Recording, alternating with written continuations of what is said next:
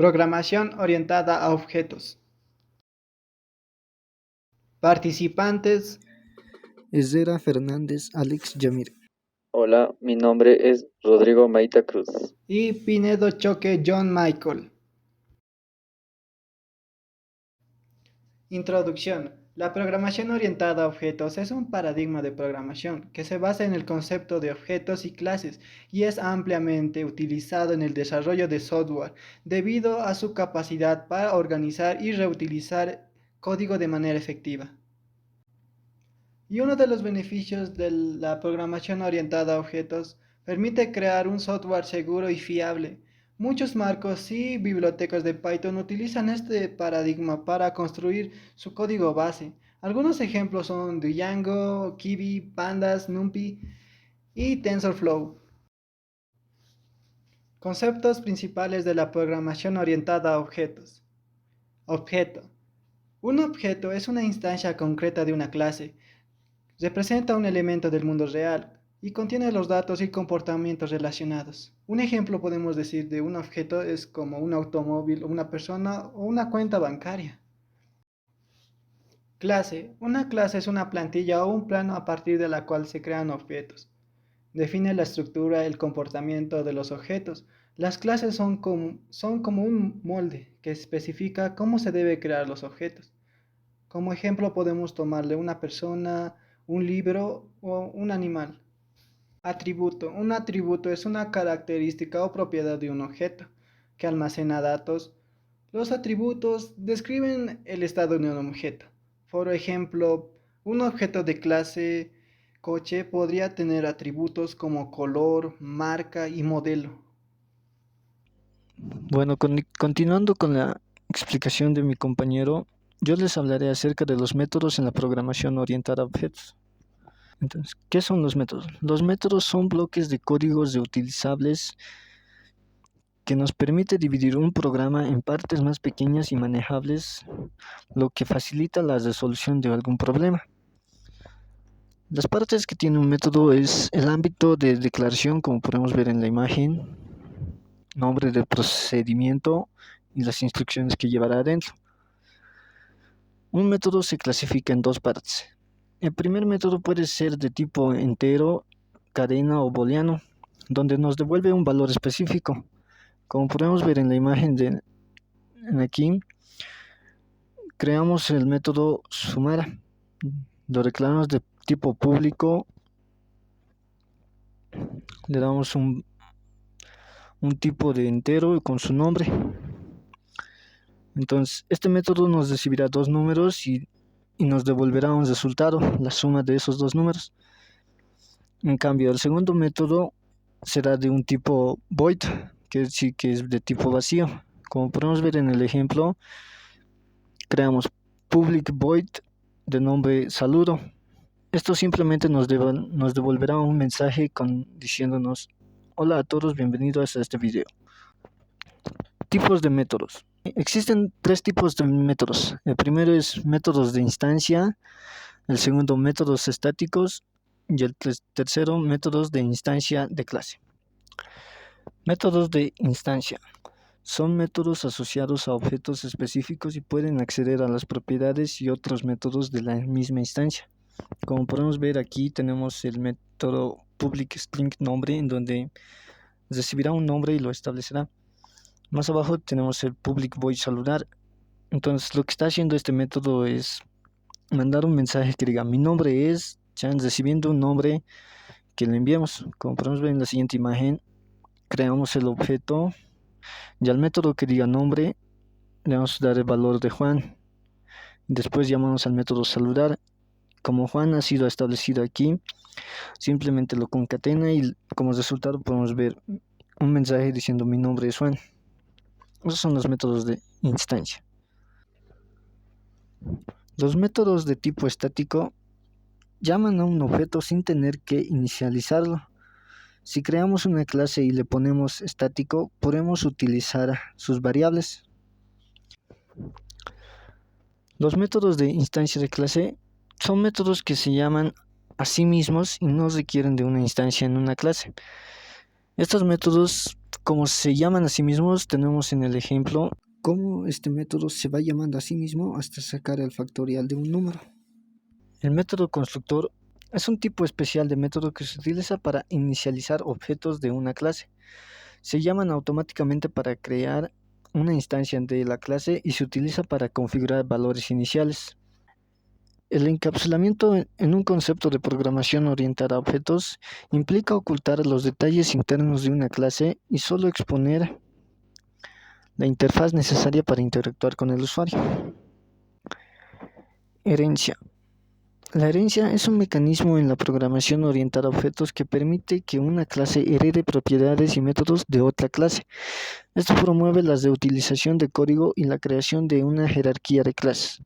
Polimorfismo. El polimorfismo es otro concepto clave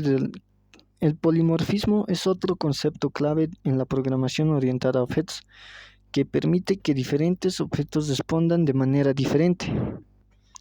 Esto se logra mediante la sobrecarga de métodos a la implementación de las interfaces. Las clases compuestas. La clase compuesta es aquella que contiene atributos, que son asimismo referencias a objetos de clases. Estas referencias pueden apuntar a objetos creados por fuera de la clase, en cuyo caso deberían inicializarse por el constructor de la clase compuesta. En otros casos, los objetos se crean dentro de la clase, en el constructor o en otro método. Como anteriormente ya lo habíamos dicho, es aquella que contiene miembros de datos que son asimismo objetos de clases. Un ejemplo sería, en este gráfico, tenemos la clase estudiante, seguido por sus miembros que tienen el nombre de expediente y dirección. Todo esto es lo que es la clase compuesta. Estudiante, que está compuesta por dos tipos de datos, que es expediente y dirección. Seguidamente voy a explicar un poco sobre lo que es la clase base y la clase derivada. Bueno, primeramente, ¿qué es la clase base? Es aquella clase la cual hereda las propiedades. Se dice que es la clase base o la superclase. En este gráfico podemos ver que el título tiene la clase base y tenemos dos propiedades que es A y B. Estas propiedades van a ser heredadas a otras subclases. La clase derivada es aquella que hereda las propiedades de la superclase o la clase base. Como podemos ver en este gráfico, tenemos aquí la clase base que tiene dos atributos o dos propiedades que es A y B. Estas son las clases derivadas que están heredando, como podemos ver en este gráfico, que tenemos A, la misma propiedad de la clase base, que está en la misma propiedad de la clase derivada, A y B, que va a tener un resultado X. Y así sucesivamente va a pasar lo mismo con las diferentes clases. Bueno, continuando con la explicación del proyecto. En la clase compuestas, yo aquí tengo un formulario donde tengo botones con diferentes tipos de problemas y que cada botón tiene diferentes métodos que resuelven diferentes problemas. Por ejemplo, aquí yo tengo de ordenar números a base de descomposiciones. Tengo el eliminar dígito mayor, intercambiar dígito mayor por el menor, ordenar ascendentemente. Pero ¿de dónde salen estos métodos? Está saliendo de la clase descomposición de números. Esta clase yo la creé, los declaré los atributos y métodos. Por ejemplo, aquí yo tengo varios métodos que ya he creado para poder combinarlos con los botones que he creado en el formulario. Tengo el método de invertir número, buscar el dígito mayor de un número, buscar el dígito menor de un número, reemplazar por ceros, ordenar ascendentemente.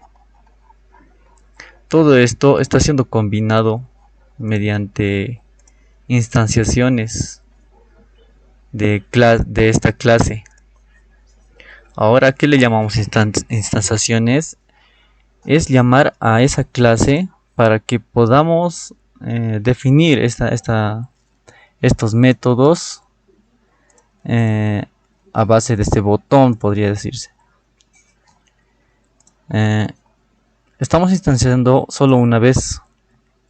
Podríamos instanciarlo en cada botón, pero como ya lo he puesto en tipo público cada método, así que por eso no es necesario poder instanciarlo, digamos, en cada botón. Por eso solo lo está instanciando solo una vez. Tenemos aquí lo que es el objeto y también lo que es la clase constructor, que es descomposición de números. Ahora aquí yo estoy combinando cada método de esta clase, resolviendo un problema diferente. Por ejemplo, el ordenar ascendentemente. Vamos a ejecutar lo que es el formulario. Y aquí vamos a poner un número que es del 1 al 6. Como podemos ver, está funcionando perfectamente. Está instanciando perfectamente y lo está ordenando ascendentemente. En el botón intercambiar, nuevamente vamos a poner del 1 al 6 y podemos ver que sí funciona. Lo está cambiando el 6 por el 1. Este es intercambiar el dígito mayor por el menor. Y está funcionando perfectamente. También con el eliminar dígito mayor. Ahí está, como podemos ver, está eliminando el dígito mayor, que es el 6. Y los demás lo está conservando. Eso sería lo que es una clase compuesta. Ahora vamos a pasar de lo que es una clase base y una clase derivada. Ya habíamos dicho anteriormente que la clase base es la que hereda sus propiedades a las clases derivadas. Por ejemplo, aquí yo he creado dos clases derivadas. Una que es son clases de animales. Yo he creado dos tipos de animales, que una es gato y otra es vaca. Y la clase principal se va a llamar animal. Ahora, también podríamos llamarle clases hijos. En otros proyectos también lo dicen clases hijos o subclases. Pero en este caso vamos a llamarlos clases derivadas. En la clase gato podemos observar que tenemos el nombre, otra que hace ruido, otro método que hace ruido, otro método que dice limpiar, y lo mismo, ¿no?, con lo que es la vaca, el nombre, qué ruido hace y si lo vamos a limpiar y todo eso. Ahora, estos no están, la clase animal, lo que es la clase base, aún no está heredando sus propiedades. Para poder hacer eso, tendríamos que llamar al método nombre. Vamos a cortar esta parte, el nombre, y lo vamos a pegar en la clase base, que es el animal. Ahora podemos ver que nos sale un pequeño error aquí, y eso es porque todavía no estamos heredando las propiedades de la clase animal a las demás clases derivadas. Es por eso que nos sale el error. Para poder heredarlas, simplemente ponemos los dos puntos y llamamos a la clase base, que es el animal. Como podemos ver, ahí ya nos desaparece lo que es el error.